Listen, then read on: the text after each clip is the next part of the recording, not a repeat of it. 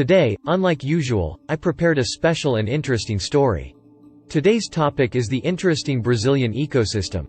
Usually, urban pests are thought of as mosquitoes or cockroaches. They're definitely chases. But these are the sounds of a full stomach in the Heavenly Peninsula, where there are few dangerous insects, and if you go to South America, you have to fight for your life against urban pests. The most dangerous neighborhood among them is Brazil. This is because it is home to monstrous insects that evolved in the Amazon River called green hell. Brazil is famous for its large insect habitat. But the most dangerous thing is not about those big guys, but surprisingly, they're as big as fingers. These small ones. This is a yellow scorpion, one of the worst poisonous insects in South America. It looks weak, but like all poisonous insects, you shouldn't judge it by its appearance. They were originally children who lived in the jungle, but when humans destroyed the jungle, they moved their habitat to cities and started fighting against humans from then on. Unlike what is called the worst poisonous insect in South America, the fatality rate when stung by a poison sting is less than 1%. If the fatality rate is 1%, I think it's not that high, but the poison works quickly, so it's dangerous if it doesn't get an antidote within an hour. But it's not that great, is it? The real fear of these guys is the quantity. If the fatality rate is low, these guys can shoot a lot. How many people in Brazil do you think they've been stung by these guys in a year? 100 people? 1,000 people? No, it's 150,000 people.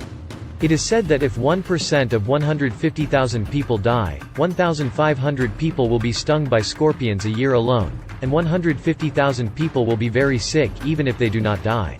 This could be a national problem enough. It is no exaggeration to say that there are so many scorpions throughout the Brazilian city, and this secret is also unbelievable. Originally, when these guys lived in the jungle, they were often eaten because they had a lot of natural enemies and didn't have a place to hide, but it was overturned after their hometown was destroyed and humans built a city there. For Scorpion, it was difficult to live when the jungle was smashed, but it turned out that the city of humans was a utopia for scorpions. Due to the environmental nature of the city, there were many dark and cramped gaps that scorpions liked, and the top predators who ate scorpions were all killed by humans, so the scorpions were very flat. In addition, humans provided food on their own, but you know South American hygiene is not very good, right? Of course, there were many cockroaches, and these cockroaches became the infinite food for scorpions. In fact, there is no problem without cockroaches because monsters that can easily endure 8 months without eating. To make matters worse, yellow scorpions were zerg-like creatures that could reproduce only by females without males. For your information, 30 babies are born at a time, and they do it dozens of times a year. As a result, environmental upgrades for all kinds of scorpions overlapped, resulting in a huge surge in scorpions. In the 1980s, only 700 people were bitten a year, but it increased to 10,000 in 2000 and 156,000 in 2018, so you can't even imagine how many scorpions there have been. In such a big situation, Brazilians couldn't leave their hands alone, so they covered the country with pesticides, and as you all know, scorpion viability is the top class among arthropods.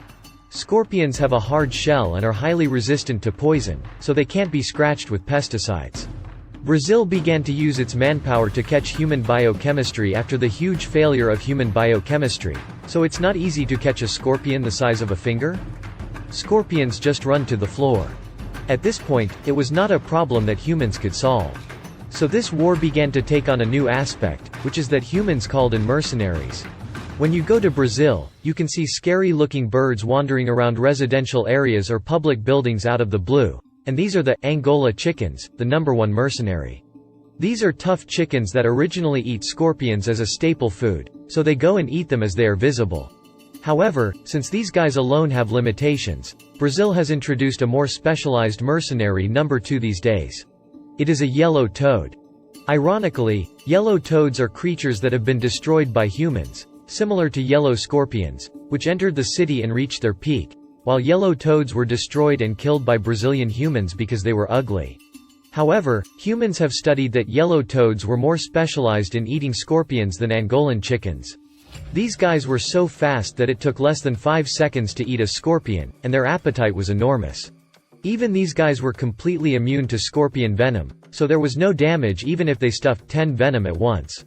It's a bit ungrateful that humans killed so hard and now they're putting them in as scorpion-catching mercenaries, but anyway, humans are trying a lot to revive the yellow toads.